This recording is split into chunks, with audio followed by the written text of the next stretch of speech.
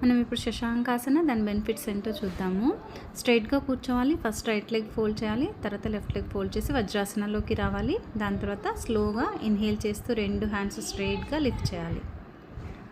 Exhale చేస్తూ మెల్లిగా హిప్ని lift చేయకుండా టెయిల్ బోన్ నుంచి స్పైన్ని స్ట్రెచ్ చేస్తూ ముందుకు బెండ్ చేయాలి. మీరు హెడ్ ఫ్లోర్కి టచ్ చేయకపోయినా సరే హిప్ని మాత్రం లిఫ్ట్ చేయొద్దు. ఎంతవరకు బెండ్ చేయగలిగితే అంతే బెండ్ చేయాలి. శశాంకాసన మనకి మెంటలీ చాలా రిలాక్సేషన్ ఇస్తుంది. లంగ్స్ కెపాసిటీ కూడా ఇంక్రీజ్ చేస్తుంది. తర్వాత అబ్డామిన్లో స్టమక్లో ఉండే ఆర్గన్స్ అన్నింటినీ స్టిమ్యులేట్ చేస్తుంది. మెయిన్గా మనకి థాట్స్ ఎక్కువగా ఉన్నప్పుడు శశాంకాసనలో హోల్డ్ చేస్తే చాలా వరకు రిలాక్సేషన్ వస్తుందన్నమాట. స్లోగా ఫస్ట్ ఒక 10 సెకండ్స్ నుంచి స్టార్ట్ చేసి 1 to 2 minutes వరకు ఉండొచ్చు. ఇన్హేల్ చేస్తూ మెల్లిగా బ్యాక్ రావాలి. ఎక్సేల్ హ్యాండ్స్ రిలీజ్ చేయాలి.